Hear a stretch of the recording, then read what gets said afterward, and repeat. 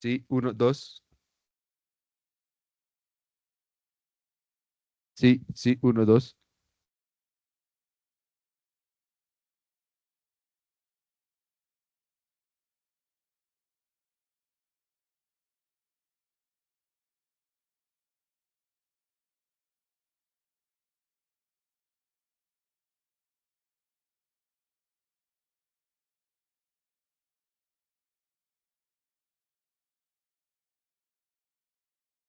Sonido. Sí, sí, sí.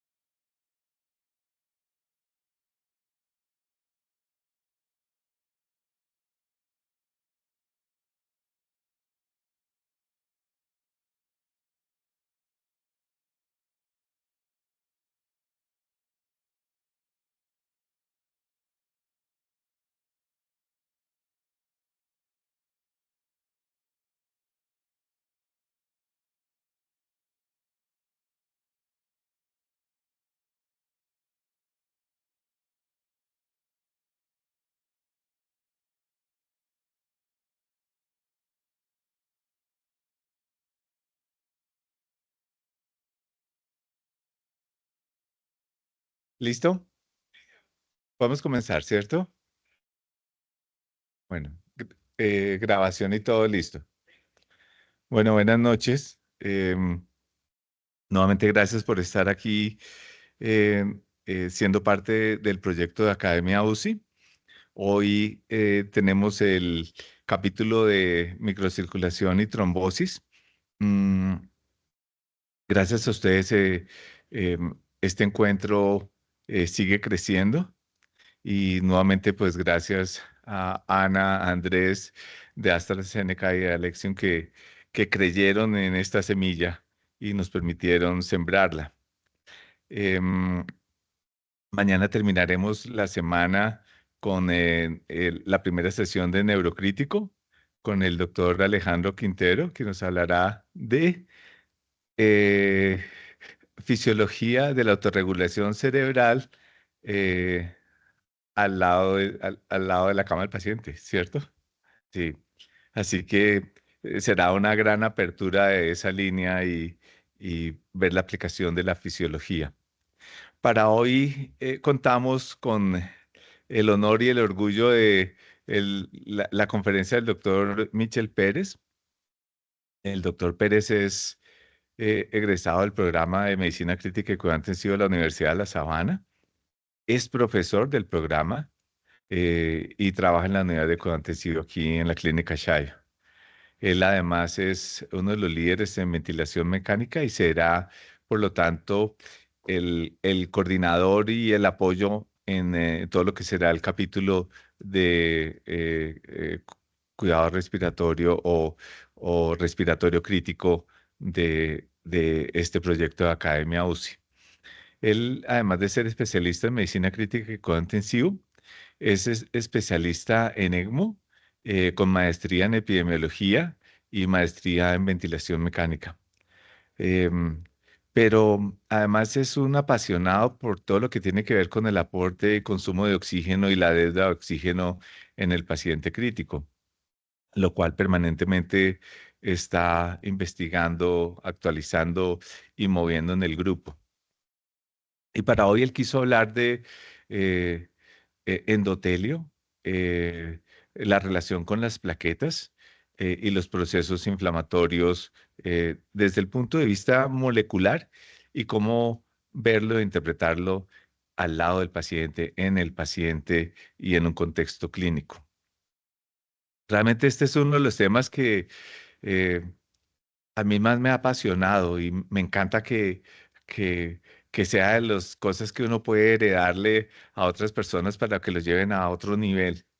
Pero recuerdo que cuando yo comenzaba a hacer cardiología y era residente de cardiología, y uno nunca tenía tiempo para nada, siempre estaba haciendo ingresos y quitando catéteres y sosteniendo femorales, eh, me pusieron un seminario. No, de hecho era residente de medicina interna y me pusieron un seminario y mi seminario es, y ahora que yo que presente, me crucé con un artículo sobre endotelio. Ahí empezaba a hablarse de endotelio y entre comillas se había ocurrido eh, que se, que se había hecho un experimento con un vaso y se le quitaba el endotelio o se dejaba y se le estimulaba con acetilcolina y cuando el endotelio estaba, el vaso se dilataba y cuando el endotelio no estaba, el vaso se contraía. Y a partir de allí entonces se planteó que existía un factor derivado del endotelio que hacía que se relajara el músculo vascular. Posteriormente se identificó que era el óxido nítrico y Furgot y Sawansky recibieron el premio Nobel. Hubo un latinoamericano que era el doctor Moncada, que debió haberse ganado el premio Nobel, pero por algún motivo inexplicable, a él que también había participado en eso y en la identificación del óxido nítrico como ese factor que se libera en el endotelio, que lo lleva a la hemoglobina muchas veces, que regula la microcirculación, porque el capilar se abre gracias a que llevan glóbulos rojos que llevan óxido nítrico y así van reclutando los capilares por los que van a pasar, pero también se asocia a ese control que hace el endotelio sobre las plaquetas y ese control que hace el endotelio sobre el músculo liso subyacente. De tal modo entre comillas, el endotelio se comporta como un centro de información y comando para todo lo que está circulante y para todo lo que está subyacente a él. Lo controla desde el punto de vista embrionario para que se multipliquen o migren y lo controla para que se relaje o se contraiga. De tal modo que hablar de endotelio es hablar de trombosis, es hablar de inflamación. Y en estas reuniones que hemos tenido, vemos cómo no solamente inflamación, vemos cómo no solamente circulación, no solamente es perfusión, sino vemos que allí aparece toda la respuesta inmune como otro elemento que va a determinar la posibilidad de trombosis o, o de fenómenos microcirculatorios. Así que si uno tiene que escoger algo para revisar en medicina crítica, como el elemento en el que más tiene que profundizar, sin duda es en microcirculación. Y cuando empieza a revisar microcirculación, la va a encontrar desde diferentes aspectos, que serán los que el doctor Michel nos hablará de algunos de ellos hoy. Así que muchísimas gracias por estar aquí. No saben lo grato y lo especial que es verlos a ustedes aquí en el auditorio y a los otros que están conectados creyendo en este proyecto.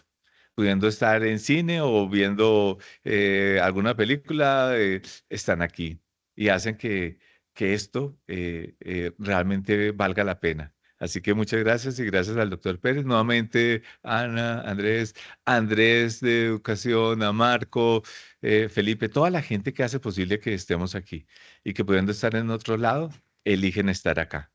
Eh, no saben lo importante y lo bien que habla de cada uno de ustedes, porque, porque lo hacen posible. Muchas gracias.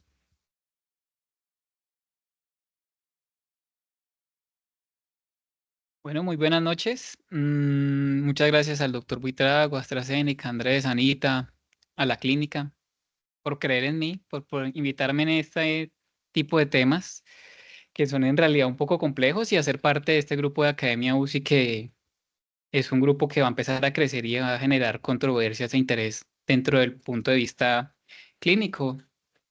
Entonces, pues vamos a comenzar. Esto es más o menos como el contexto de lo que vamos a hablar, pero iremos desarrollándolo poco a poco. Quería comenzar como con esta frase: el talento depende de la inspiración, pero el esfuerzo depende de cada uno. ¿Qué quiere decir esto? Pues que todo depende de hasta dónde nosotros queramos llegar, y eso depende de cada ser. Cuando me acercaron a este tema, llegué y me pregunté, ¿cómo puedo enfocar este tema? ¿Qué hago? ¿Cómo lo puedo aplicar a la clínica? Algo tan molecular que, ¿cómo se puede aplicar? ¿Qué puedo hacer? ¿A qué público estoy llevando este tema? Y pues obviamente genera una gran controversia porque hablar de cualquier tipo de molécula puede hablar cualquiera, pero poder dejar una semilla y que la gente entienda este tipo de temas es como lo más importante. Entonces, esto me llevó a determinar cuál es la importancia del endotelio en el paciente crítico.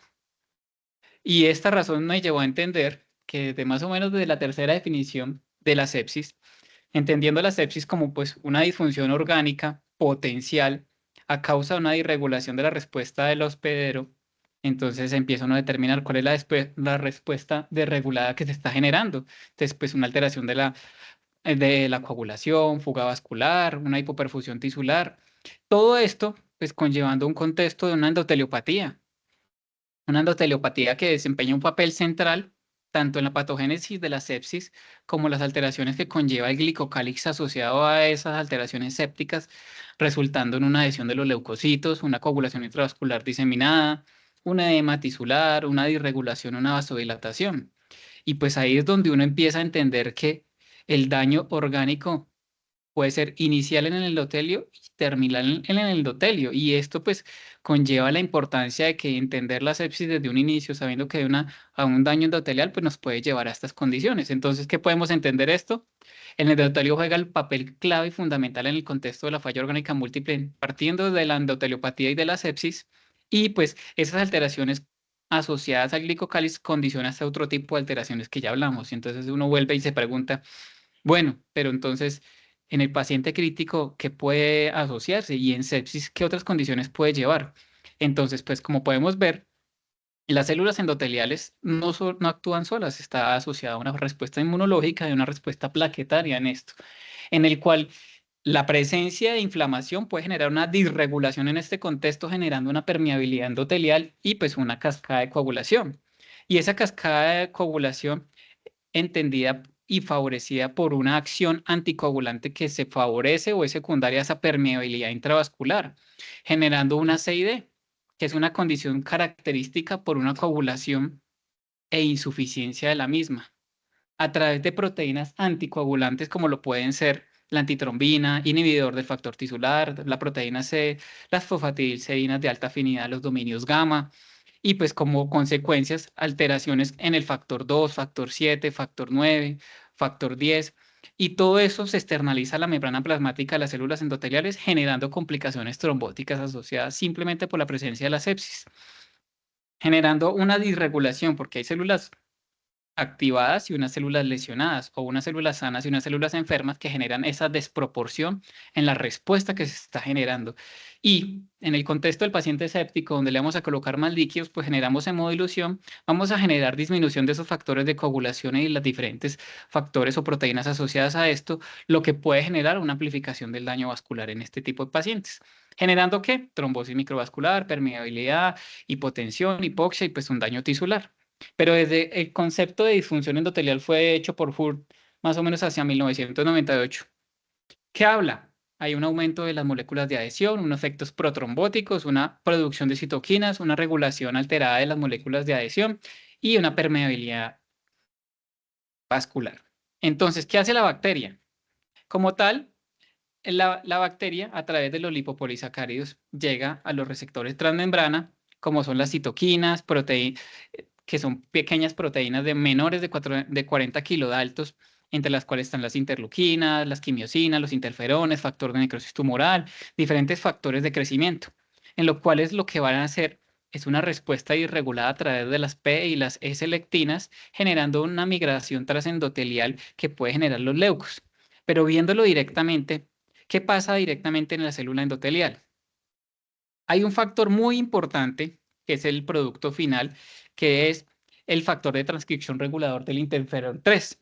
Eso es clave e importante porque es el que va a desencadenar como el producto final o el daño final del daño endotelial. Pero como podemos ver, a través de los lipopolisacáridos, lo que ellos hacen es una interacción hacia el IRAC, que lo que se vuelve es una fosforilación del factor de 6 asociado al receptor, promoviendo una degradación y una translocación que va a llegar al factor nuclear kappa beta, como un factor desenlace, generando un acúmulo de mayores moléculas de adhesión, citoquinas, mayor inflamación y liberación de especies reactivas de oxígeno.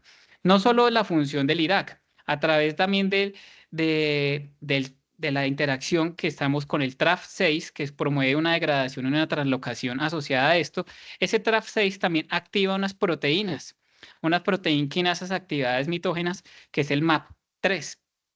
¿Listo? Y este a su vez activa la proteína activadora tipo 1. ¿Por qué es importante esa? Porque va a ser uno de los factores fundamentales para el inicio de la cascada de la CID. Entonces uno dice, bueno, ¿y esto qué? ¿Qué podemos hacer para prevenir o evitar esta condición? Entonces, hay muchos estudios in vitro en los cuales se ha visto que el uso de la colistina lo que hace es mostrar efectos antiendotóxicos prometedores in vitro o en efecto antiinflamatorio, y que han visto la plausibilidad biológica que pueden haber de otros tipos de fármacos sobre los toll-like receptor tipo 4, que es los que generan la cascada endotelial por la interacción con el lipopolisacárido, como puede ser la vitamina D, la lidocaína, la glicina, el inhibidor de bomba de protones, las propiedades o los efectos pleiotrópicos de las estatinas, la ketamina, la nicotina, la cloroquina. Entonces uno empieza a abrir como ese mundo o ese horizonte que se está generando. Y hay estudios actuales que se están haciendo con el Litoram para determinar cómo puede retroceder o disminuir esa función o ese daño endotelial y esa progresión que se está haciendo. Entonces, todas esas quimiosinas unidas a ese endotelio forman un compuesto o están unidas a un compuesto que es el heparansulfato, que es un gradiente quimiotáctico directo que lo que hace es llamar mayor cantidad de leucocitos. Esos leucocitos son llamados de forma más apropiada a través de como ya les había dicho, de la P-selectina hacia esa célula endotelial, para no solo capturar leucocitos, sino que van a capturar integrinas y plaquetas, generando un rodamiento de las mismas a través de los ligandos de glicoproteína 1 e inducen una mayor activación de esos leucocitos. Lo que hacen es aumentar las concentraciones séricas de los ICAM, BCAM, P-selectinas. ¿Y qué pasa? Se ha visto que esta expresión de estos de estas moléculas de adhesión se aumentan de forma exagerada en el contexto de los pacientes sépticos y se asocian con la gravedad de la lesión. Además de esto, se ve que hay una cosa que llama el POLIP-P, POLIP-2. Ese POLIP lo que hace es que es la principal proteína de función de barrera al endotelio y principal de barrera a la sepsis. Entonces, además de eso, como pueden ver, ese POLIP que está en la unión, creo que se encuentra acá, ese POLIP lo que hace es estimular a la angiopoietina 2, que está altamente regulada en los pacientes que tienen sepsis y se correlaciona con la permeabilidad vascular y la gravedad vascular que se está haciendo, aumentando la conductividad hidráulica que pueden presentar en estos pacientes con sepsis y generando mayor edema, simplemente sin dañar el endotelio, solo por activación del lipopolisacárido. Entonces, ahí todavía no se me ha dañado el endotelio. Entonces, el endotelio no tiene un fenotipo único que se genere el daño. Hay técnicas de evaluación del endotelio como puede ser la pletismografías, pero pues no hay claridad de eso. Y no hay un valor pronóstico la medición de la función endotelial. Entonces eso nos lleva a pensar de qué forma objetiva puedo determinar un daño endotelial en el paciente crítico. Entonces uno dice, uy, pero ¿cómo así? A la clínica, ¿cómo puedo llevar eso a la práctica diaria?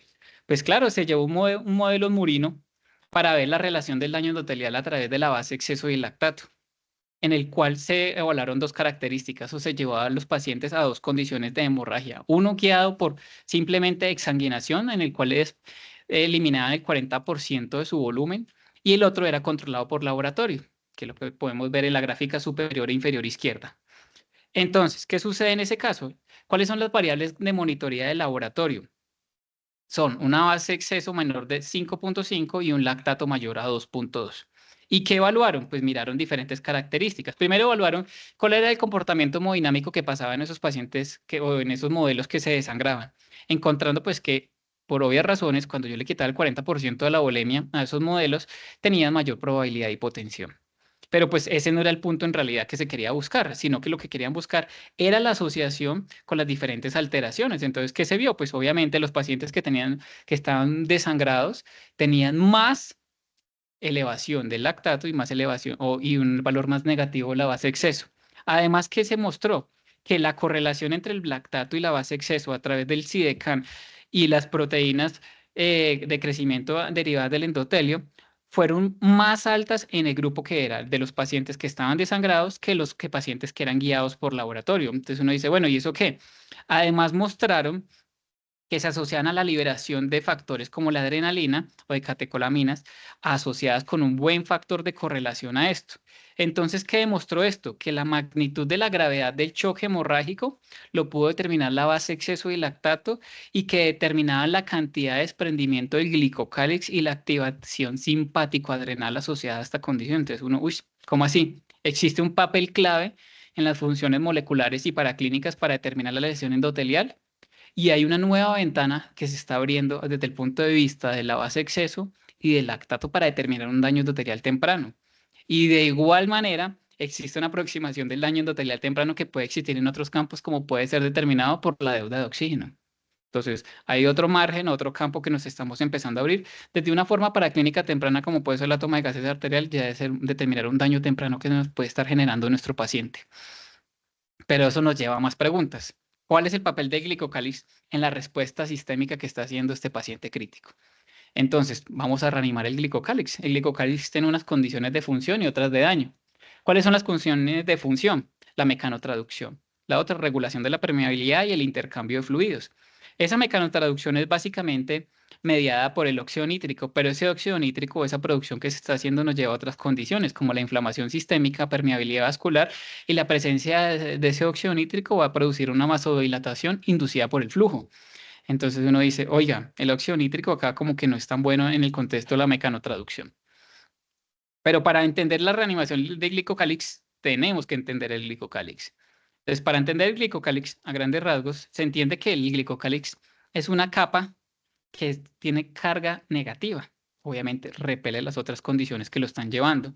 Y es rica en carbohidratos. Tiene un esqueleto compuesto por turbina, dinamina y alfactinina. Y ese esqueleto central pues está compuesto o está unido a otras condiciones como son los proteoglicanos y los glucosaminoglicanos a través de cadenas laterales con una naturaleza poliamiónica que lo que hace es favorecer esa carga negativa que se está generando en ese glicocálix. Y esas glicoproteínas o proteínas plasmáticas asociadas se extienden y es lo que genera el grosor. Ese grosor del glicocálix es aproximadamente entre 0.5 y 5 micras, que va hacia el interior del lumen del vaso. ¿Listo?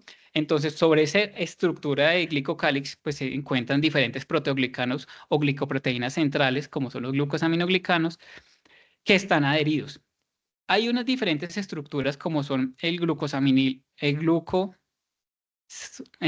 fosfatidilinositol, que es uno de los principales precursores de la función de los glipicanos, que ya vamos a hablar de los glipicanos, y la acción de diferentes mecanismos transmembrana, como son los sindecanos, que tienen uniones covalentes a esos glucosaminoglicanos. ¿Listo? ¿Qué son los otros glucosaminos importantes en esta condición? El heparansulfato y el sulfato de condroitina. ¿Por qué son importantes? Que tienen cadenas de disacáridos que se modifican por la sulfatación que se está haciendo, la acetilación o desacetilación que se está haciendo. Hay otras condiciones muy importantes y asociadas a esto, como pueden ser los perlacanos, glicanos y mecanos. Lo que hacen es generar ese gel y esa estructura que se está generando. Pero el sulfato de queratina, el sulfato de condroitina y el ácido hialurónico son los que le dan esa propiedad como de gel o de estructura a esa barrera endotelial que se le está haciendo. ¿Listo?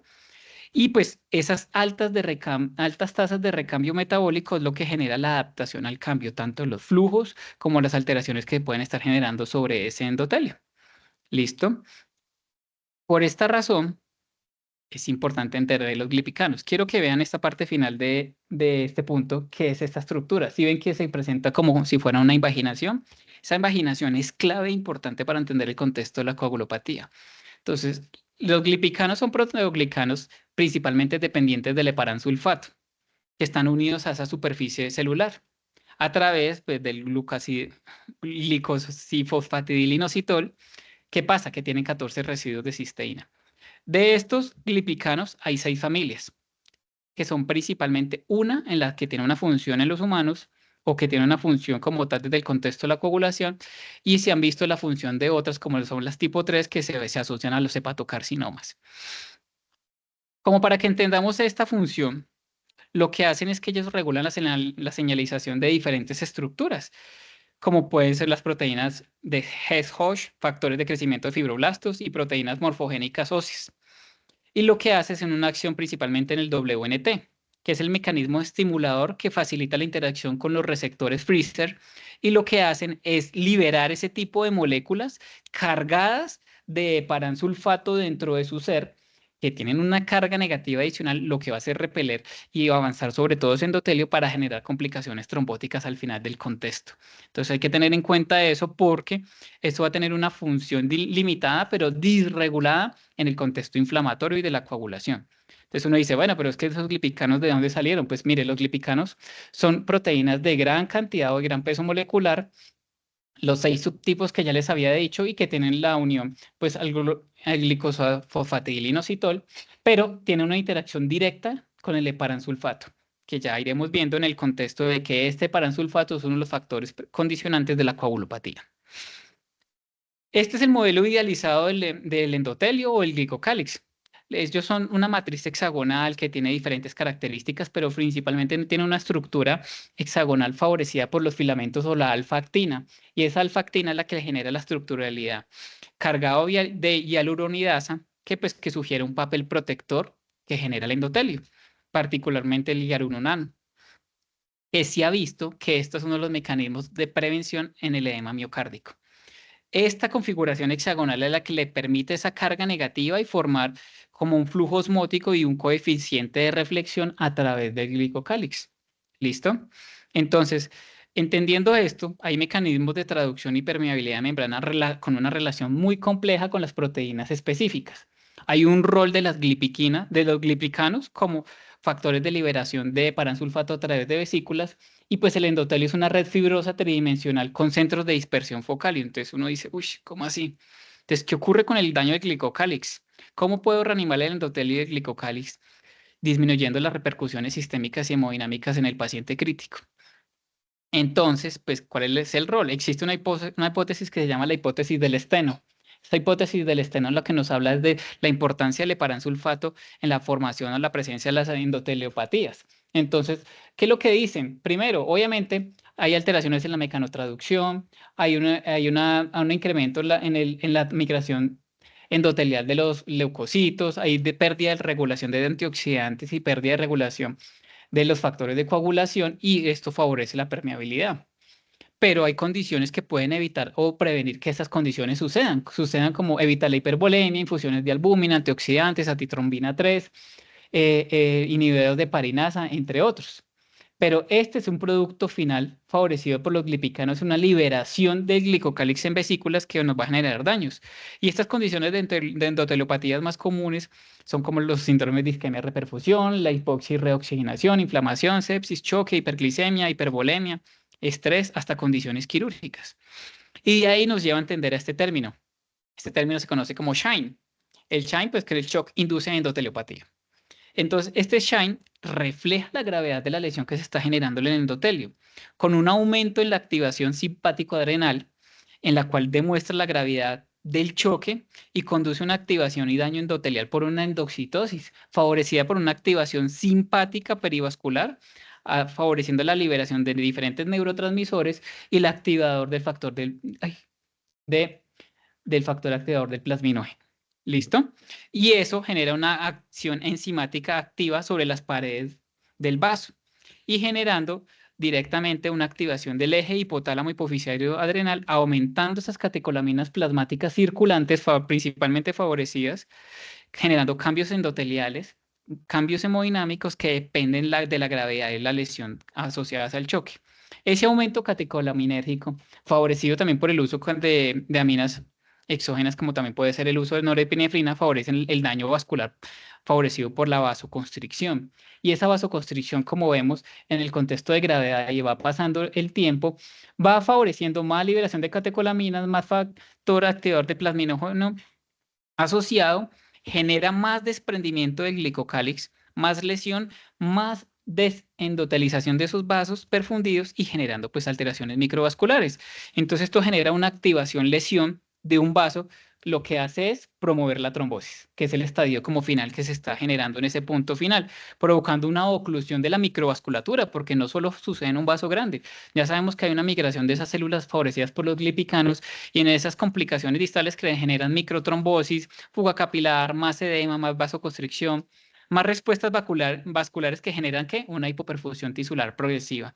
Y esa hipoperfusión genera una hipovolemia relativa, genera una lesión orgánica y una más activación simpático-adrenal. Entonces, eso conlleva a entender que existe la teoría de la hipótesis de la hipocoagulabilidad de la hipertrombosis, que genera un contrapeso al efecto que puede generar antitrombótico o protrombótico el endotelio a través de los dos compartimentos que es el mismo endotelio y pues la sangre que se está pasando por estas sustancias. Todo esto pues se ha visto asociado a otras condiciones, o sea, a nivel cerebral, por ejemplo, puede ejercer una función directa sobre la señalización de los NMDA, que está en la superficie luminal del endotelio, de esas arteriolas cerebrales. Y lo que esto va a hacer es aumentar la síntesis de óxido nítrico a nivel cerebral, causando vasodilatación a nivel cerebral y de igual manera aumentando ese flujo sanguíneo. Entonces, como ven, este contexto de SHINE no es algo nuevo, esto es más o menos descrito desde más o menos desde el 2016 y se ha visto en diferentes escenarios. Y el SHINE puede explicar uno de los productos finales del choque que nos muestra la desregulación endotelial, como puede ser la fuga capilar. La fuga capilar es uno de los estadios finales donde nos va mostrando cómo es la gravedad de la disfunción endotelial.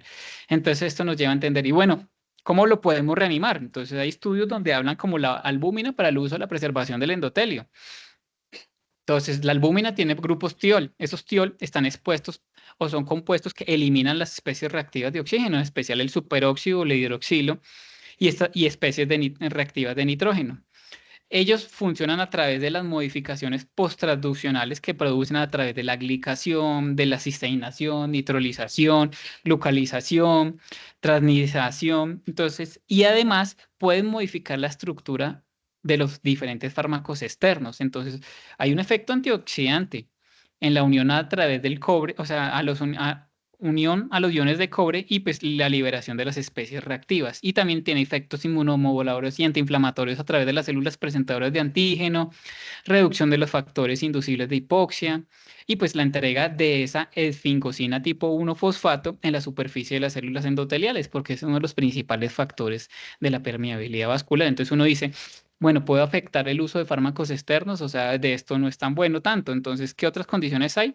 Pues Ana, hay estudios donde se utiliza el plasma fresco congelado para mejorar como terapia a través de esa esfingosina 1-fosfato que tiene componentes bioactivos a través de los mismos. También tiene antitrombina, tiene adiponectina, que pueden proteger y restaurar ese glicocálix.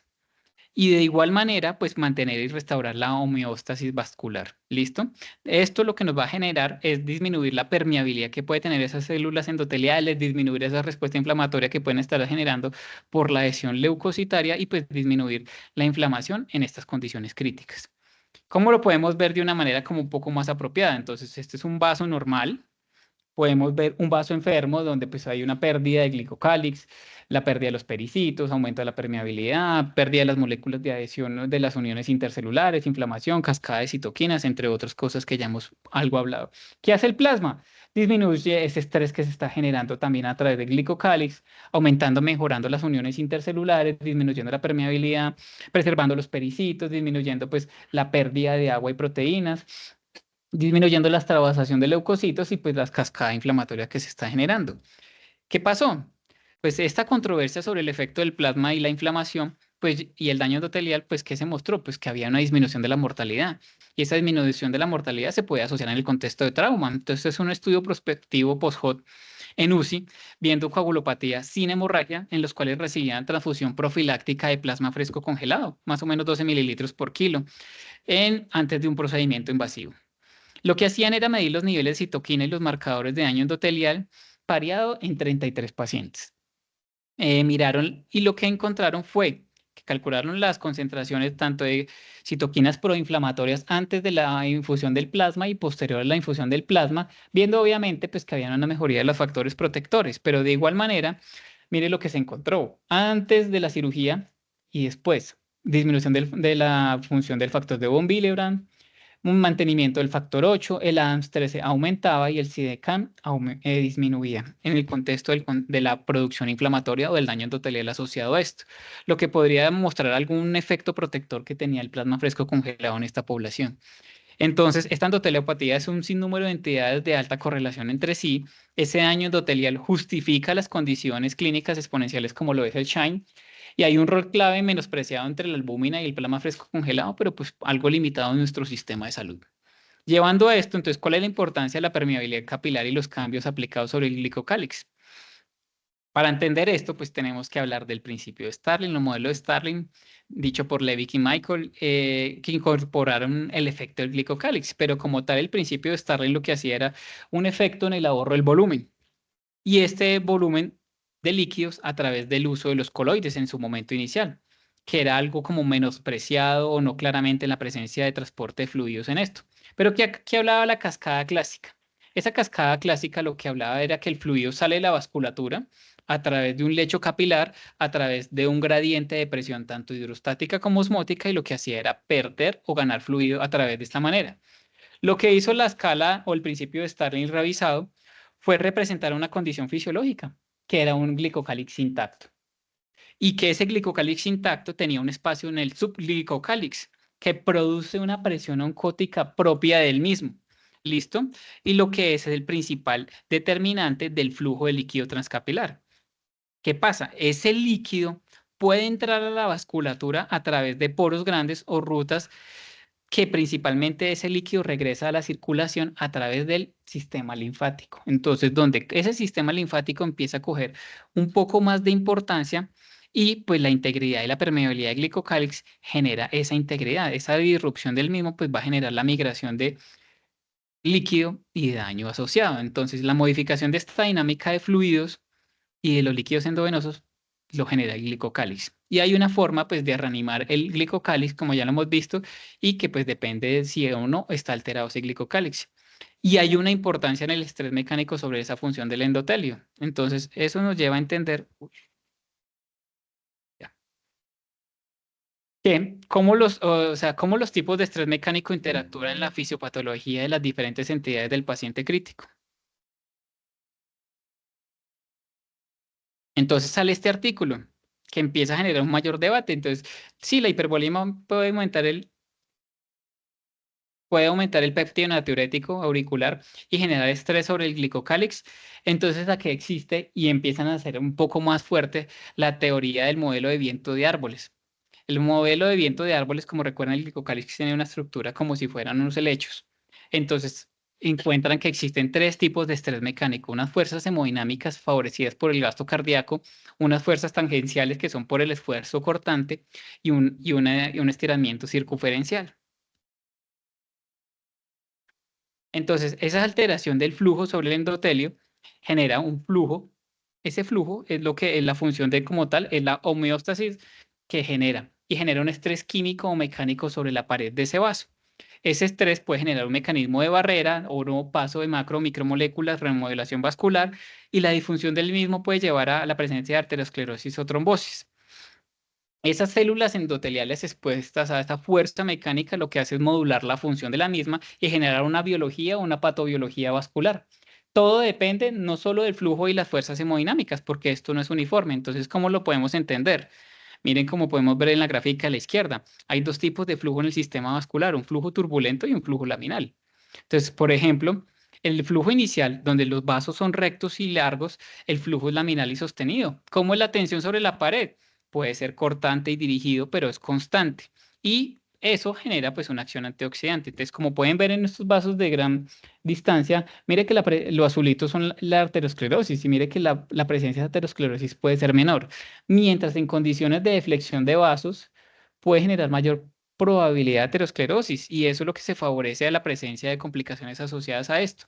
Entonces, ese flujo turbulento como tal genera hiperplasia neointimal por proteínas quimiotácticas del monocitos tipo 1, por ejemplo, que inducen a esa infiltración de monocitos, a la pared arterial, factores de crecimiento derivados de plaquetas, y mejoran el recambio de esas células endoteliales y migración de células espumosas, aumentando ese espacio subintimal como tal, generando pues restenosis intrastem, fracasos del injerto, vasculopatías del trasplante, calcificación de las válvulas aórticas, y todo eso lleva a favorecer o proteger pues el endotelio vascular.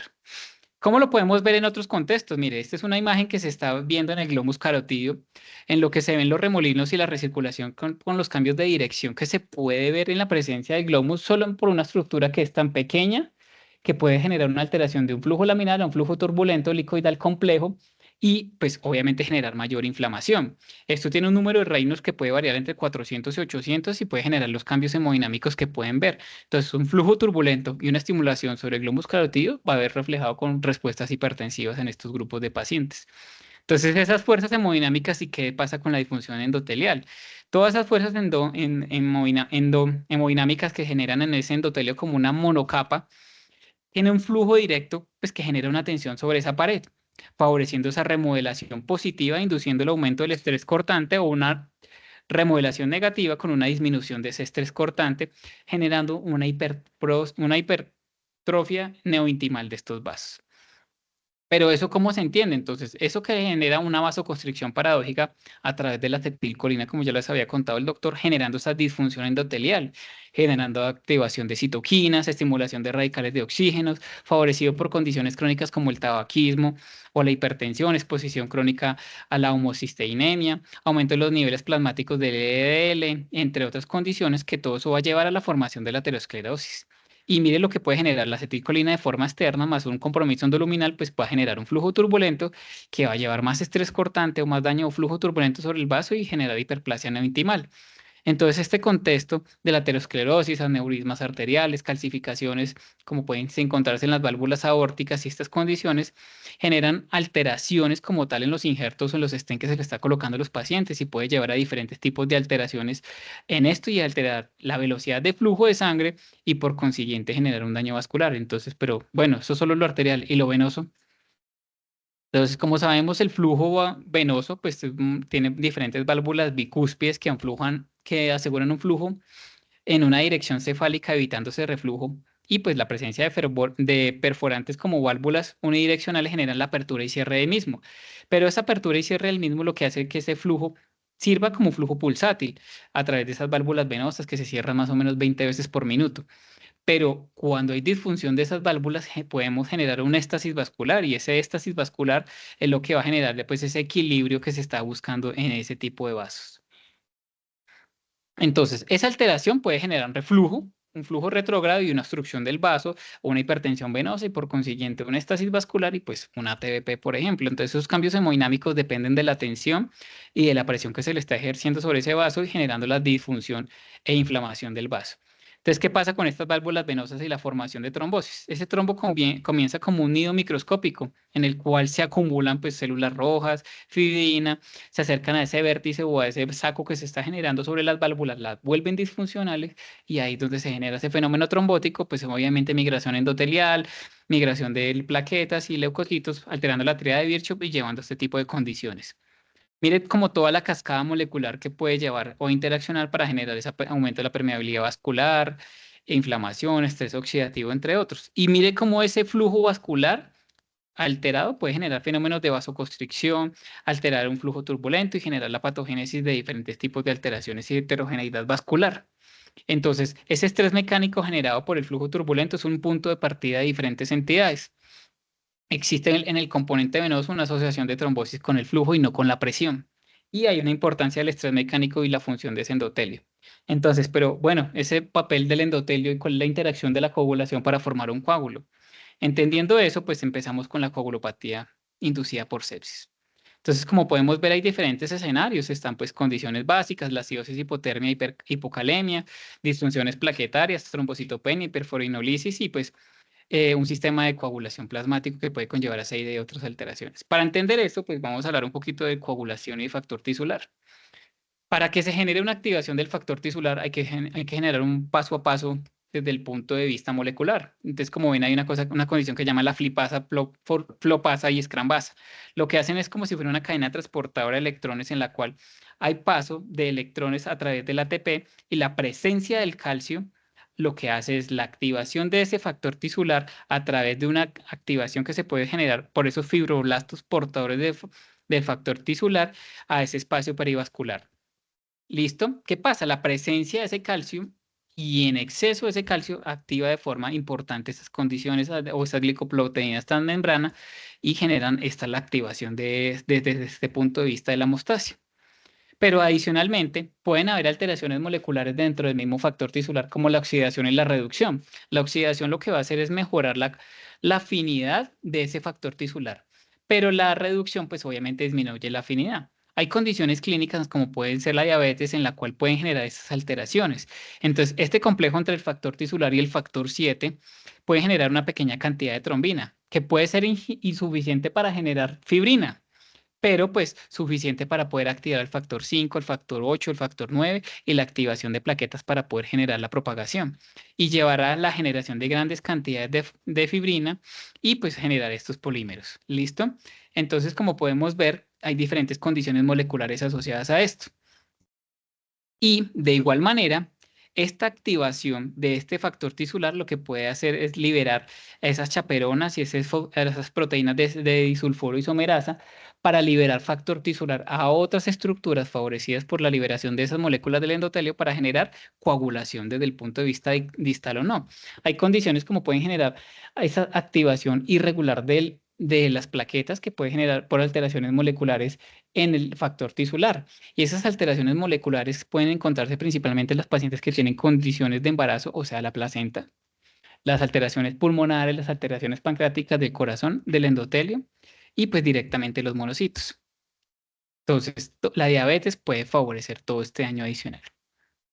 Mi idea no es hablar de la cascada de coagulación como tal, pero hay que entender pues que la hemostasia es un punto en particular de todos estos pasos en particular. Pero quiero que vean que hay dos grandes grupos importantes en esta cascada de la coagulación. Uno, la presencia de calcio como la activación principal o la favorecer ese factor tisular activado y la función que tiene la plaqueta sobre las diferentes partes de la coagulación. En la fase intrínseca o la fase inicial de la coagulación, las plaquetas hacen un 10% de la estabilidad del coágulo, pero al final de esa fase puede favorecer hasta un 80% de la estabilidad del coágulo. Entonces, ahí es donde radica la importancia de la presencia de las plaquetas y del calcio durante esa estabilidad de ese coágulo. Entonces, las plaquetas pues, generan un tipo de hemostasia primaria, que es la función principal, mientras la hemostasia secundaria va a depender directamente del coágulo y la presencia de fibrina. Entonces, estas plaquetas son pues, células anucleadas de 2 a 5 micras de diámetro más o menos, que pues, se encuentran principalmente en los capilares y pues tienen células nucleadas que son los megacariocitos poliploides, que pues, a través de la trombopoiesis producen más de 100 millones de plaquetas. ¿Dónde se activan y dónde se rompen? En el pulmón, que es el sitio principal de la trombopoiesis. Tienen un tiempo de vida útil aproximadamente de 10 días, pero pues es una acción desconocida sobre la inflamación y los coágulos que se está generando. Entonces, tiene una función sobre la permeabilidad, la función de barrera la integridad de los vasos linfáticos, pero pues esa función depende de cómo estén activadas o no pues este tipo de células a través, pues otra vez de la tingosina 1 fosfato. Y esto pues nos vaya a conllevar a la fuga vascular. Entonces hay un inmunocontinuum de esas células inmunológicas o de las plaquetas que lo llevó Maxwell a hablar como que es el arquitecto de la hematología, hablar que las plaquetas se encuentran pues en grandes cantidades en los pulmones, pero están en formas inactivas. Son la reserva intravascular que tenemos del cuerpo para responder a esas condiciones y son liberadas por maniobras ventilatorias, maniobras farmacológicas o el estrés físico que puede estar generado en el endotelio y favorecidas por la acción de los neutrófilos. Entonces ahí llega la integrina 3B y la presencia de la glicoproteína 2B3A, que medía la unión al fibrinógeno soluble y pues contiene una formación de antiagregantes plaquetarios estables a estas moléculas de adhesión. Pero entonces hay unas diferentes fases de ese proceso de la agregación plaquetaria, como puede ser la netosis y la formación de las cadenas NET, que puede estar alterada en un contexto de un paciente que tiene una condición patológica pulmonar en la cual se inactiva la función de las plaquetas versus un pulmón sano. En esto, como lo podemos ver aquí, esas plaquetas se acumulan en respuesta a los alvéolos. Y la respuesta de esos alvéolos va a ser secundaria a la presencia o no de lipopolisacáridos. ¿Listo? Acá, como pueden ver a la izquierda, pues hay unas tinciones especiales que es una inmunotinción en marrón, que es a nivel de unos anticuerpos de CD41. ¿Listo? Lo que indican es la presencia o no de megacariocitos que pueden estar a nivel endoluminal o intraalveolar. Y lo que hacen esa activación de esas plaquetas es liberar y generar la degranulación de esas plaquetas en este contexto. Entendiendo esto, hay diferentes ligandos que también favorecen la liberación y la actividad de estas plaquetas, el ADP, los tromboxanos, la serotonina, las prostaglandinas, la misma epinefrina, pero dependiendo de la función de una u otra es la activación molecular, pero siempre esta activación molecular va a estar mediada por la presencia de calcio. Y como pueden ver en este contexto, diferentes tipos de acciones sobre la plaqueta depende del fenómeno fisiopatológico de la bacteria que está haciendo. Entonces, esa cascada de la coagulación inducida por la inflamación resulta en la formación de trombina y la activación de las plaquetas. ¿Listo? Entonces, hay que entender que pueden haber un polimorfismo, una interacción con el factor tisular directo para la función y la iniciación de la cascada de la coagulación y la función plaquetaria, pero que es un factor descuidado y de gran relevancia, como puede ser la presencia o no del calcio, y esa importancia del pulmón en la activación plaquetaria. Entonces, ¿qué sucede en situaciones patológicas cuando la función del endotelio y la coagulación pues genera una alteración? De igual manera, no es como indicarles como todo el contexto de la cascada de la coagulación, pero pues las células endoteliales sintetizan diferentes proteoglicanos, como principalmente el heparansulfato, como ya hemos hablado, y se unen potencialmente a esas proteínas anticoagulantes plasmáticas, como puede ser el inhibidor del factor tisular o la antitrombina. Y esas células endoteliales también pueden expresar trombomodulina, que se unen a la trombina y convierten específicamente en un sustrato procoagulante a anticoagulante. Y al unirse a la trombomodulina, pues se pierde esa afinidad al fibrinógeno. Esa afinidad al fibrinógeno y además de eso se le va a perder la afinidad al factor 5, al factor 8, al factor 13 también, a esos receptores activados de proteinasas y la actividad de la proteína anticoagulante C. Esa pérdida de antitrombina, de proteína C, proteína S y de trombomodulina, pues conduce a una trombofilia con unas manifestaciones clínicas variables que sugieren pues, que esas proteínas anticoagulantes son esenciales en el contexto de la coagulación intravascular diseminada y la resistencia que puede estar asociada a esta activación de esa vasculatura. Entonces ya entendemos la parte de la izquierda que era un endotelio intacto y ya estamos empezando a llegar a una condición antiadherente y antitrombótica como puede ser el heparansulfato, que va a inhibir la trombina, inhibe el factor 9 y el factor 10. Además de eso, el cofactor 2, que es de la heparina, pues que se activa a través del dermatansulfato. Y todo esto pues puede conllevar a que la trombomoblina, como un efecto anticoagulante endógeno sobre las células endoteliales, actúe sobre la trombina y active esa vía anticoagulante a través de la proteína C. Todo esto es para llevar que hay multímeros de factores de Wolff-Wiener que se exhiben ante la presencia de plaquetas y pues forman rápidamente formas activas mediante la desintegración de metaloproteinasas. De esas metaloproteinasas a través de la trombopoietina tipo 1 y los miembros de la ADAMS13, que son mediadores antiinflamatorios de la interleuquina 6, el hemo libre de la plasmoglobina, fragmentos proteicos del factor de von Willebrand, la toxina Shiga, el anticuerpos neutralizantes que inactivan también mismo la ADAMS13. Entonces, entendiendo eso, la ADAMS13 también es un inhibidor de la plasmina, de la trombina, producto de la coagulación en las tasas de los granulocitos y pues de la función de los neutrófilos y las especies reactivas de oxígeno derivadas de los neutrófilos.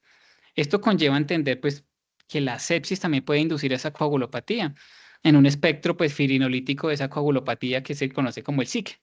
¿Listo? Que tiene unos diferentes pasos, pero también hace parte del mismo SHINE que ya hemos hablado, que es la presencia de la inmunotrombosis que es manifiesta por la microtrombosis dentro de esa microvasculatura y esa inflamación activa que puede estar presentándose en los diferentes contextos.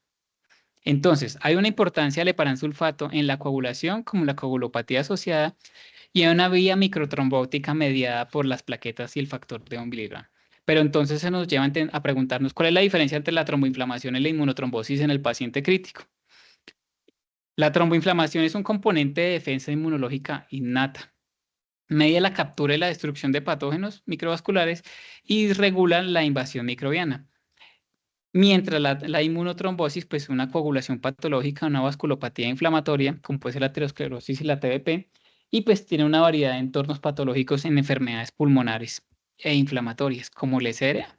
Entonces, entendiendo eso, ya vimos que la tromboinflamación puede ser inherente a disfunción claramente generada por diferentes condiciones clínicas que puede generar la microvasculatura, mientras la inmunotrombosis, pues, es una generación o una activación endotelial que también puede estar mediada por el factor de von Willebrand, las P-selectinas y la ADAMS13 como tal. ¿Listo? Esa tromboinflamación, como dijimos, es una condición fisiológica, la inmunotrombosis condición patológica y la presencia de la ADAMS13 hace parte de una condición patológica altamente coagulante. ¿Se puede anticoagular una serie de una coagulopatía en el paciente crítico? Entonces, pues la trombomoblina, pues como tal, tiene diferentes tipos de acciones, al igual que la antitrombina, que son agentes terapéuticos pues, para restaurar el potencial anticoagulante que tienen a través de la microcirculación. Y pero tienen un efecto importante sobre las alteraciones del glicocálix. Entonces, ¿qué es lo que se hizo? Fue empezar a medir en estos pacientes que estaban presentando alteraciones sépticas cómo se comportaba en presencia de trombomoblina o antitrombina gamma, la presencia de trombina y pues obviamente a mayor presencia de antitrombina, pues menor actividad de la trombomoblina y la vía de la coagulopatía. Lo mismo se vio cuando se activaron los fibroblastos o la presencia de lipopolisacáridos asociados a la presencia de bacterias, donde se vio que estos neutrófilos activados como tal, pues liberaban trampas NET y proporcionaban un antiamañaje pues, o un estímulo de la coagulación, de la coagulación intravascular diseminada. Y pues obviamente estos leucocitos participan de manera destacada en esa patogénesis de la CID y pues de la inflamación exagerada, como lo podemos ver en este caso. Y pues obviamente generan una carga negativa que promueve la vía intrínseca del factor 12 y del factor 11, alterando esa homeostasis a través de la angiopoietina tipo 2, conllevando la CID, como lo pueden ver en estos escenarios, como pueden ser la presencia o la activación de los fibroblastos y los lipopolisacáridos. Entonces, hay diferentes tipos de estudios en los cuales se miró pues, la permeabilidad endotelial, de qué dependía, pues los niveles elevados de factor de crecimiento endotelial, la trombomoblina, el factor de plasminógeno, pues se veía que los niveles más altos se asociaban a mayor sobrevida en esta población. Y la presencia del inhibidor del plasminógeno, pues se asociaba a un aumento en mortalidad, CID y falla orgánica múltiple. Hay 3 grandes estudios que hablan de la anticoagulación en los pacientes de CID, que son el Kyber-CEPS, que son el ProWES y que son el Scarlett. Pero pues básicamente mi idea no es como hablarle de ellos, pero hay un metaanálisis como que resume todo, que es un ensayo controlado, aleatorizado, en donde se indica que hay beneficio del manejo anticoagulante en la población con sepsis y CID. Si tienen CID asociada a la sepsis, vale la pena anticoagularlo si tiene un factor protector, pero si tiene una CID de otra causa, independientemente de la sepsis, no es ideal anticoagularlo. Entonces hay una regulación negativa de la trombomodulina, la presencia de los lipopolisacáridos generan un gran daño de impacto sobre la trombina y es útil anticoagular la CID en condiciones asociadas a la sepsis. Y pues ya para terminar en los últimos detalles, ¿qué se conoce sobre el círculo vicioso de Bloddy en una relación a su objetividad y el manejo óptimo del paciente crítico? Entonces, hay una función fisiológica clave entre estructuras óseas, transmisión neuronal, fisiología endocrina y pues diferentes actividades como en la contractilidad cardíaca, disfunción eléctrica y mecánica asociada, la vasoconstricción, vasodilatación, la cascada.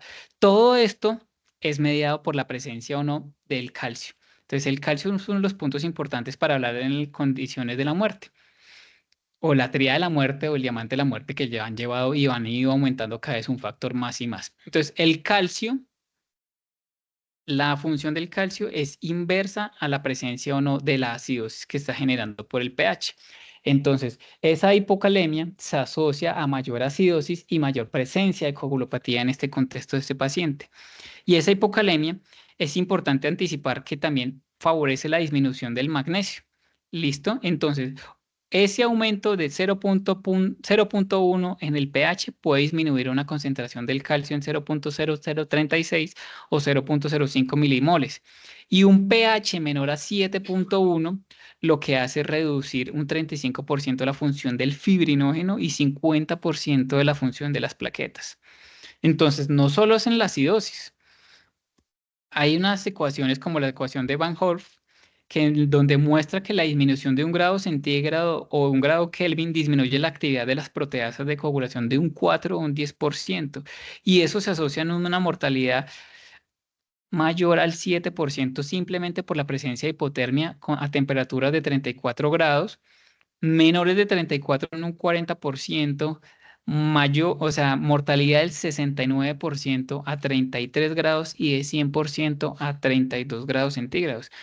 Entonces, por cada grado que disminuye, hay un 15% de disminución de la tasa de producción de tromboxanos y de la agregación plaquetaria. Entonces, la hipotermia en este contexto puede ser un daño muy importante tanto en el contexto de la coagulación como la mortalidad asociada a esto. Entonces, ese calcio, viéndose que es un catión divalente que puede estar intra o extracelular, puede estar libre, unido o activo.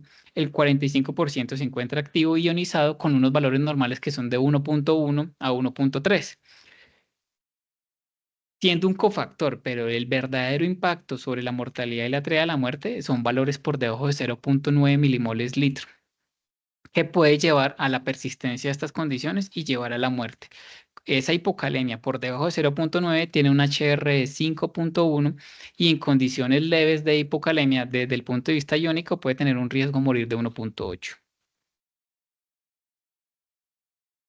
Entonces, pero bueno, ¿y esto cómo lo puedo volver un poco más objetivo? Entonces, hay un estudio que se hizo que era buscar la utilidad de la tríada de la muerte. Un estudio retrospectivo que se hizo en 15 unidades de cuidado intensivo en Japón de 796 pacientes hacia el 2012.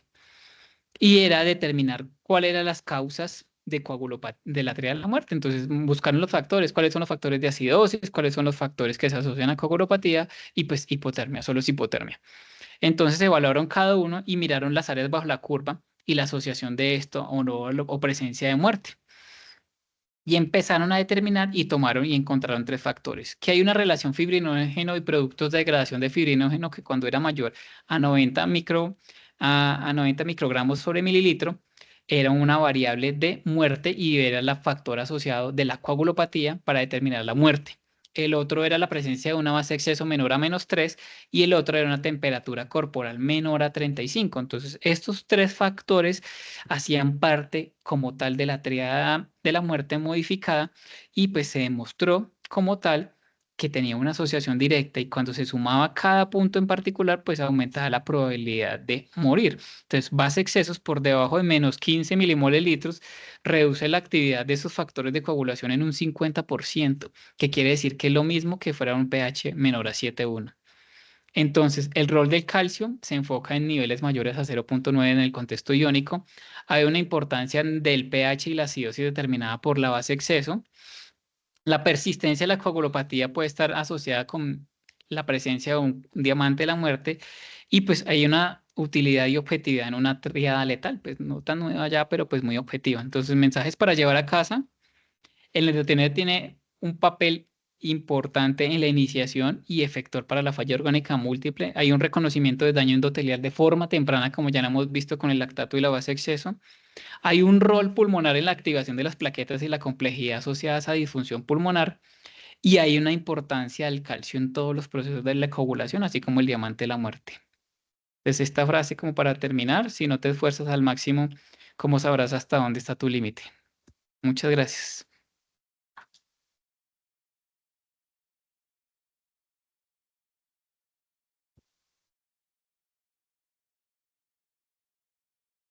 Excelente, doctor Mitchell.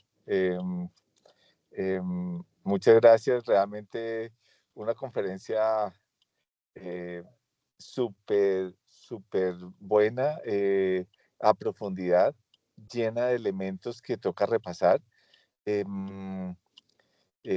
Afortunadamente, estas presentaciones están quedando grabadas y las pueden encontrar en la plataforma de educación de la clínica o en YouTube para que uno la pueda volver a repasar porque está súper actualizada y llena de información. Así que muchísimas gracias. Gratamente sorprendido. Nada, algunas veces es mejor no decir nada para no quedar uno mal. Así que de verdad, muchas gracias. Me pareció excelente.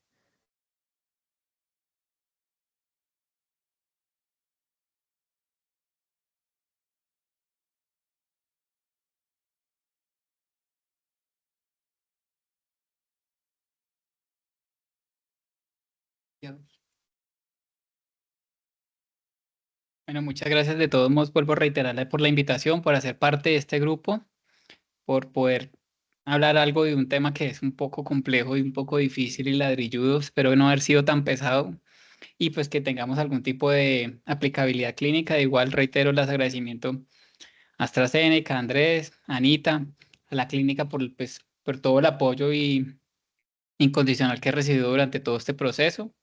La idea es pues continuar con este grupo o esta semilla que se está generando día a día en Academia UCI. También pues abrir la invitación para el día de mañana para el doctor Alejandro Quintero, pues, que nos va a hablar de la fisiología de la autorregulación cerebral aplicada a la cabecera del paciente.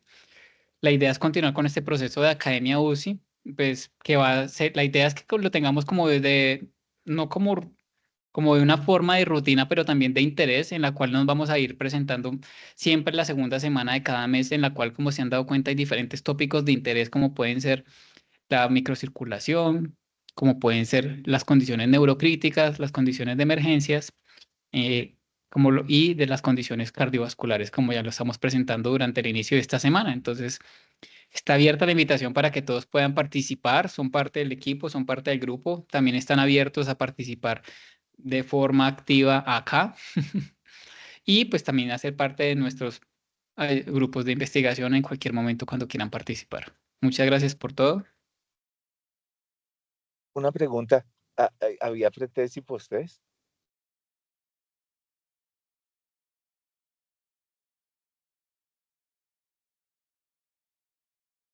¿Tenemos posttest o test? Que Pues no hay. como era tan pesado, no lo pensé en realizar, doctor, en Bueno, realidad. listo, todos sacaron, todos aprobaron. Bueno, Solo con haber aguantado toda la charla. sí, listo. Gracias. Listo, doctor, gracias. Un abrazo, gracias.